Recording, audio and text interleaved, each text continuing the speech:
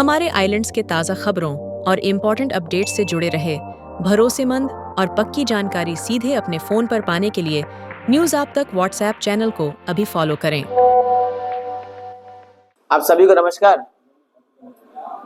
आज प्रदेश कांग्रेस कमेटी की तरफ से अजय गांधी भवन में प्रेस कॉन्फ्रेंस बुलाया गया है। उसी को लेकर आप सभी को धन्यवाद कि शॉर्ट टाइम में आप लोग सब हमारा बुलावा में ऑफिस आए। देखिए, आज हमारा प्रेस कॉन्फ्रेंस बुलाने का उद्देश्य आप हमारे पीछे बैनर देख सकते हैं। आज इस प्रकार से देश में बढ़ती गैस के दाम को लेकर आज कांग्रेस पार्टी द्वारा जो प्रेस कॉन्फ्रेंस बुलाया गया है, और साथ ही साथ आज अंडमान निकोबार द्वीप समूह जो बर्निंग इश्यूज है, उस बर्निंग इश्यूज को लेकर आज हमारे कांग्रेस के नेतृत्व आपके समक्ष अपनी बात को रखेंगे, जिसमें हेल्थ सेक्टर की बात हो गया, पुअर इंफ्रास्ट्रक्चर की बात हो गया, मैरिन लाइफ का बात हो गया। हर एक मुद्दा को लेकर आज हमारे शीर्ष नेतृत्व आपके समक्ष विस्तार से बात रखेंगे। तो मैं अपने बात को खत्म करने से साथ ही साथ मैं चाहूंगा कि हमारे प्रदेश कांग्रेस कमेटी के अध्यक्ष रंगलाल जी आज मीडिया के लोगों को संबोधित करें। प्रेस बंधुओं को नमस्कार। जो भी हम अंडमान निकोबार आइलैंड के हमारे लोग सुनते हैं हमारे बात को, यही हम कहना चाहता हूं। देखिए, आज 10-12 दिन हो चुका है। ईरान, अमेरिका और इजराइल की लड़ाई आप सभी ने यूट्यूब में देख रहा है। लेकिन आज हमारा ये बैठने का, ये प्रेस कॉन्फ्रेंस करने का उद्देश्य यही है कि लड़ाई तो बाहर में चल रहा है। कहाँ तक हम लोग, हमारे जो जनता है यहाँ पे अंडमान निकोबार में बसे हुए हमारे जो जनता जनार्दन है, इनको जो एसेंशियल कमोडिटीज जैसा आपका चावल है, गेहूँ है, जितने भी एसेंशियल कमोडिटीज है, गैस है, ये सारे चीज का जो किल्लत नहीं होना चाहिए। मेरा एडमिनिस्ट्रेशन से, मेरा सरकार से, मोदी सरकार से ये हमारा निवेदन है कि लड़ाई तो चल रहा है 10-12 दिन से, लेकिन अब हमने सुना, हमारे पास खबर आता है कि मेनलैंड में कई रेस्टोरेंट बंद हो चुका है। कई जगह में खबर आता है, अपने बच्चों लोग भी मेनलैंड में हैं, वहीं से भी खबर आता है कि भाई यहाँ पे गैस का भी पूरा कमी शुरू हुआ है, ट्रांसपोर्टेशन बंद हो रहा है सीएनजी का जरिए, फिर रेस्टोरेंट बंद हो रहा है। ये परिस्थिति अंडमान में ना हो, हमारा बोलने का यही है। कोई पैनिक नहीं है, लेकिन जो भी है, आज जो परिस्थिति अंडमान का देख रहा है, आज 2 दिन से जो है गैस के ऊपर में चल रहा है, ये होना नहीं चाहिए। एडमिनिस्ट्रेशन से मेरा दरखास्त है, मोदी सरकार से मेरा दरखास्त है कि ऐसा पैनिक ना करें। एसेंशियल कमोडिटीज जितने भी है, नहीं तो गरीब लोगों का बहुत मुश्किल होगा, गरीब जिंदा रहना मुश्किल हो जाएगा। ऐसा कोई पैनिक नहीं होना चाहिए। और जितने भी हमारे बिजनेसमैन हैं जो इसके साथ में इन्वॉल्वमेंट है, एडमिनिस्ट्रेशन से हमारा निवेदन है, जो इसके पीछे 2 नंबर ही कर रहा है, अगर आज गैस का रेट जो है 60 रुपीज और बढ़ गया है, और भी बढ़ा है, उसमें अगर 2500-3000 में बिक्री होगा तो गरीब ये परचेजिंग नहीं कर सकता है। तो ये आप देखिए, हमारा कहने का आज का ये प्रेस कॉन्फ्रेंस इसीलिए है कि कोई पैनिक ना हो और सारा चीज ये 5 लाख पॉपुलेशन को मिल जाए, यही सबसे बड़ा बात होगा। क्योंकि सभी चीज जो है हमारे मेनलैंड से आते हैं। तो ये हमारा कहना है, इसलिए हम हमारा छोटा सा एक प्रेस कॉन्फ्रेंस बुलाया है। इसलिए हमारे बहुत सारे साथी बैठे हैं, उन लोगों को मैं देता हूं कि जो भी इसी से बारीकी से इसके ऊपर में चर्चा करें। मीडिया के मेरे सारे बंधुओं को और जो हमारे जो दर्शक है, जो आज हमारे ये प्रेस कॉन्फ्रेंस देख रहे हैं, उन सभी को मेरा सादर प्रणाम, अभिनंदन। जैसा कि अभी हमारे अध्यक्ष जी ने, रंगलाल जी ने बताया कि आज जो यहाँ पे बर्निंग इशू है, जैसे गैस और तेल की जो किल्लत को लेकर आज हमने ये प्रेस कॉन्फ्रेंस बुलाया है। तो मैं ये चीज स्पष्ट करना चाहती हूँ यहाँ पे, ये मोदी जी का देन है। मैं स्पष्ट रूप से यही कहूंगी कि ये मोदी जी का देन है, क्योंकि जब अंतर्राष्ट्रीय स्तर पर जब बात होना होता है तब वो ट्रम्प के आगे झुक जाते हैं। अब ट्रम्प हमारा देश का फैसला जब ट्रम्प करेंगे तो हमको क्या करना है? मोदी जी को झुकना है उनका सामने, तो हर चीज के लिए उनका सामने गिड़गिड़ाना, उनका सामने भीख मांगना, तो ये मोदी जी का एक तरह का क्या बोलेंगे, ये तरीका हो गया उनका। तो इसके लिए तो हम लोगों को, भारतीयों को भी भुगतना पड़ रहा है। आज आप देख रहे हैं पूरे भारतवर्ष में गैस और इसका जो दाम है 60 रुपीज जो घरेलू सिलेंडर और दूसरा जो कमर्शियल वाला 115 रुपया बढ़ाने के बावजूद हमारे लोगों के अंदर एक दहशत, क्योंकि आज महंगाई इतना उच्च स्तर पर पहुंच गया है। वैसे ही हमारी जनता जो है महंगाई का मार झेल रही है, उसके ऊपर अगर गैस का भार भी, अगर अत्यधिक भार अगर पड़ गया तो हम लोग कहाँ जाएंगे? आप लोग देख रहे हैं आज क्या किल्लत है। सारे जितने भारतवर्ष में जितने रेस्टोरेंट है, महाराष्ट्र हो, मुंबई हो, चाहे सारी जगह पर सारे रेस्टोरेंट बंद होने के कगार पर आ गए हैं। तो इस स्थिति में हम क्या करें? तो ये सोचने का विषय है। तो इसके लिए केंद्र सरकार को कोई कदम उठाना चाहिए, लेकिन आज भी मोदी सरकार का कोई एक वक्तव्य नहीं आया, उनका कोई एक स्टेटमेंट नहीं आया कि लोग चाहे क्या करेंगे। आज यहाँ की जनता त्राहिमाम है। देखिए गैस सिलेंडर, अगर सभी को पता है आज लकड़ी नहीं मिल रहा है, बत्ती तेल का समस्या नहीं मिल रहा है, क्योंकि बत्ती तेल पहले कार्ड में मिलता था, आज वो भी नहीं मिल रहा है। तो हम लोग जाएंगे कहाँ? एक तो इतना दाम बढ़ा दिए, दूसरा मिल भी नहीं रहा। अगर रेस्टोरेंट बंद हो जाएगा तो उसके पीछे जितने लोग काम करते हैं उनका भी भरण पोषण जो रेस्टोरेंट के जरिए होता था वो भी नहीं होगा। और खासकर मैं महिला होने के नाते मैं एक बात यहाँ पर स्पष्ट करना चाहूंगी कि खासकर ये जो मार पड़ा है वो महिलाओं के ऊपर पड़ा है, क्योंकि घर का सारा देखभाल जो महिलाएं करती है, बाहर जाती है, घर का काम देखती है, बाहर में काम करती है, तो ये सारा अत्यधिक बोझ जो है महिलाओं पर ज्यादा पड़ा है। तो मैं आप लोगों के माध्यम से ये कहना चाहूंगी कि इसके ऊपर में लगाम लगाना चाहिए। जैसा हमारे अध्यक्ष महोदय ने अभी बताया, जो भी काला बाजारी करेगा उसके ऊपर में प्रशासन को भी चाहिए निगरानी रखे और उनके ऊपर कड़ी से कड़ी कार्रवाई करे, क्योंकि आज ये बहुत ही अहम मुद्दा है। ये कांग्रेस पार्टी का नहीं, सारे देशवासियों के लिए एक मुद्दा है। अगर सिलेंडर अगर टाइम पे नहीं मिला तो लोग कहाँ जाएंगे, ये एक प्रश्न चिन्ह है। तो जहाँ पे घर पे जो खाना बनाना मुश्किल हो जाएगा तो क्या खाएंगे लोग? सिलेंडर का दाम इतना बढ़ जाएगा तो गरीब आदमी कहाँ जाएगा? जो पैसे वाले लोग हैं ठीक है रेस्टोरेंट से खा लेंगे, लेकिन रेस्टोरेंट भी बंद होने के कगार पर है। तो ये आज केंद्र सरकार को सोचना है।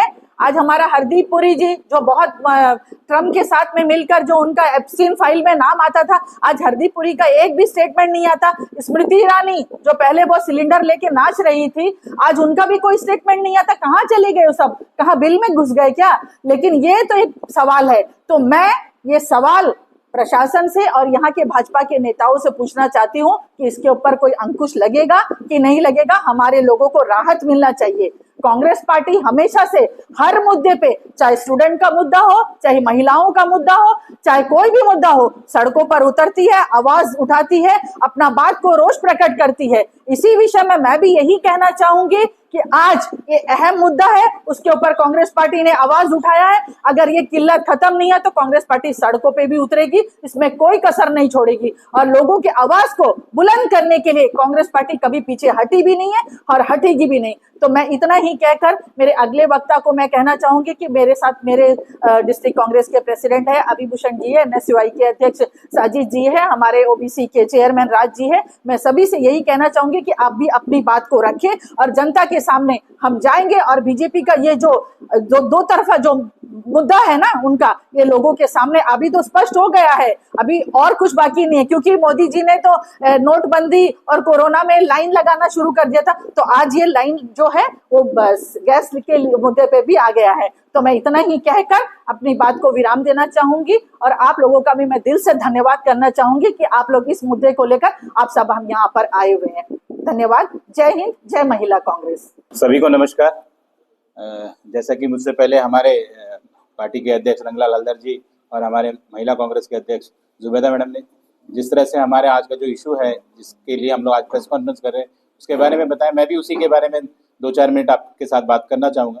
जैसा कि आप एक्चुअली आज जो भी हम लोग सुन रहे हैं, ये जो LPG को लेके हम लोग TV पे देख रहे हैं, लेकिन कोई भी इसको ऑफिशियली कोई आके नहीं बोल रहा है कि क्या स्टेटस है।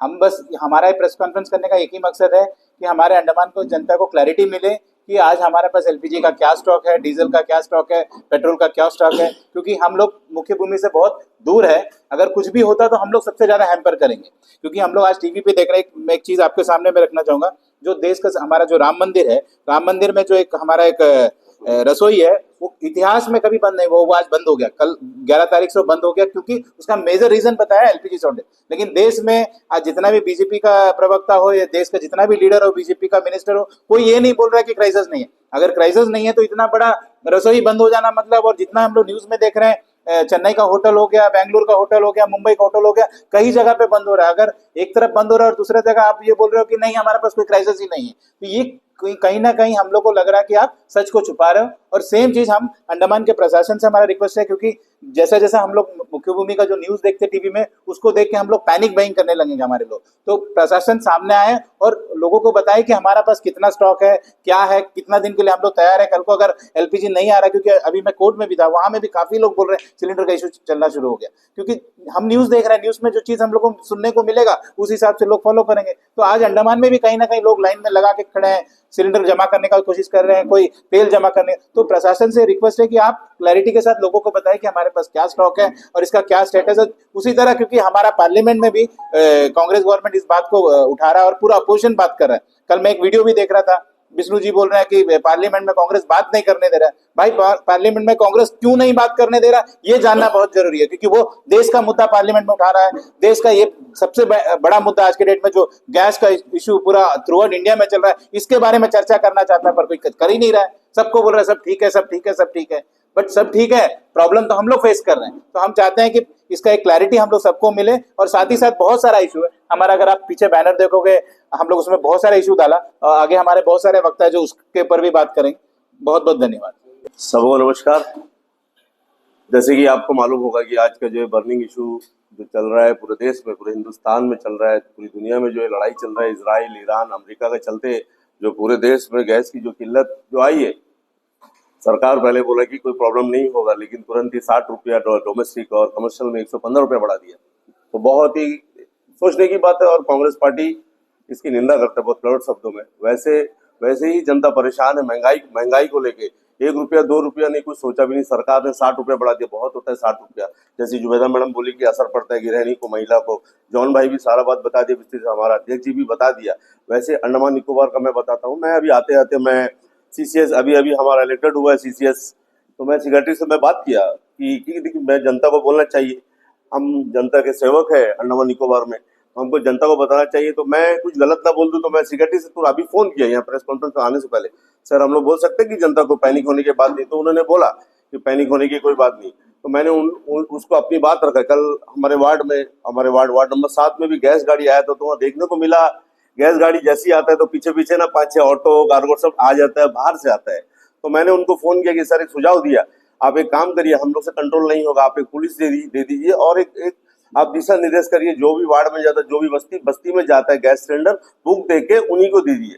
और मैं और एक रिक्वेस्ट करना चाहता हूँ हमारे अध्यक्ष जी से कि इतने बर्निंग इशू है अंडमान निकोबार में गैस का चलता है, आप देखें टीवी में भी लाइन लगा हुआ है महंगाई को लेकर और गैस को। मैं अध्यक्ष जी से अनुरोध करना चाहता हूँ हमारे बोर्ड के सभी मेंबर को बुलाए और हमारे सेक्रेटरीज को बुला के समीक्षा करें। आप डिटेल लीजिए कितना है, क्या है, हमारे पास गैस सिलेंडर क्या उपलब्ध कितने दिनों का है, ताकि हम जनता को परफेक्ट अपना बता सके। क्योंकि जनता देखिए, जनता तो परेशान होगा। हम लोग देखिए हमारा सोर्स है, हमारा जान पहचान है, अभी डायरेक्टर है, फोन करा गैस सिलेंडर मिल जाए, लेकिन हमारे गरीब बेचारे पुरसा बच जाते हैं। ऑटो का 200 रुपया, गैस का 300 500 रुपया बढ़ा के, वैसे महंगाई 1000 रुपये 1500 2000 कहाँ से बोरो करेंगे, आप सोचिए ना। बस एक रिक्वेस्ट करना चाहता हूँ मैं पूरे अंडमान को एडमिनिस्ट्रेशन से पूरा और भारत सरकार से कि थोड़ा सोचिए, गैस महंगाई को कंट्रोल करने के लिए पूरा परेशान है, हिंदुस्तान पूरा परेशान है। और दूसरा बात देखिए ना, आज 2 चीज जीने के लिए हमको बहुत जरूरी है। आज एक पानी भी देखिए ना, 2 दिन का कटौती होता है, उसका ऊपर सिर का ऊपर ये महंगाई, कहाँ जाएगा जनता, कहाँ जाएगा। मैं बस यही बोलना चाहता हूँ कि भारत सरकार से थोड़ा इनको कम करिए। और कांग्रेस पार्टी बहुत कठोर शब्दों में इनकी निंदा करता है महंगाई को लेके। नमस्कार सभी को नमस्कार।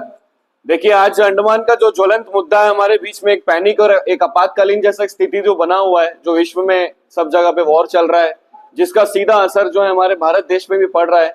और लोग घबरा रहे हैं कि एलपीजी सिलेंडर और पेट्रोल, आटा, दाल, घी का जो दाम भी चरम सीमा पे ऑलरेडी है, और वो हमें मिलेगा या नहीं मिलेगा। तो ये वक्त जो है ये बहकने का नहीं है, मैं सबसे अनुरोध ये करूंगा कि आप लोग जो है अपना पेशेंस बनाए रखें, और सरकार से अनुरोध ये करूंगा कि आप लोग जो है जमाखोरी और जितने भी अलग अलग प्राइवेट कंपनी जो प्रॉफिट बनाते हैं ये सब के ऊपर में निगरानी रखें। और मैं सबसे बड़ा मुद्दा जो हमारे बीच में बैनर देखिए उसमें लिखा हुआ अनएम्प्लॉयमेंट का। आज अनएम्प्लॉयमेंट के बारे में मैं 2 शब्द बोलना चाहूंगा। ठीक आज से 2 या 3 दिन पहले हमने डेली टेलीग्राम में देखा है कि उसमें एक वैकेंसी नोटिस निकला था, जो कि एक सीनियर साइंटिफिक असिस्टेंट का पोस्ट जो फॉरेंसिक लैब में पुलिस डिपार्टमेंट द्वारा उस पोस्ट को निकाला गया, जिसमें 6 पोस्ट के बारे में जिक्र किया गया है। उसमें कई सवाल जो है हमारे मन में आ रहा है कि अगर आपके पास में परमानेंट पोस्ट वैकेंसी है तो आप उसको कॉन्ट्रैक्चुअल बेसिस में आपने उसको क्यों निकाला। दूसरा, उसमें जो आपने एक एज लिमिट दिया है जिसको आपने 25 से 45 साल तक रखा है, वो 45 साल तक आपने क्यों रखा। और आपने उसमें जो इंटरव्यू का मोड रखा है, वो इंटरव्यू का मोड आपने दोनों तरीके से रखा है, ऑनलाइन भी ऑफलाइन भी। ये ऑनलाइन मोड किसको बेनिफिट देने के लिए रखा है, ये सवाल प्रशासन से मैं पूछना चाहूंगा। अनुरोध ये रहेगा फिर से दोबारा हमारे अंडमान के लोकल बच्चों को आप लोग प्राथमिकता दीजिए, उनको सपोर्ट करिए, ताकि और इंटरव्यू का जो भी सेशन है वो केवल आप लोग ऑफलाइन मोड और फिजिकल मोड से ही करिए, ताकि बच्चे यहाँ के उनको फर्स्ट प्रेफरेंस मिल सके। बाकी जय हिंद, धन्यवाद।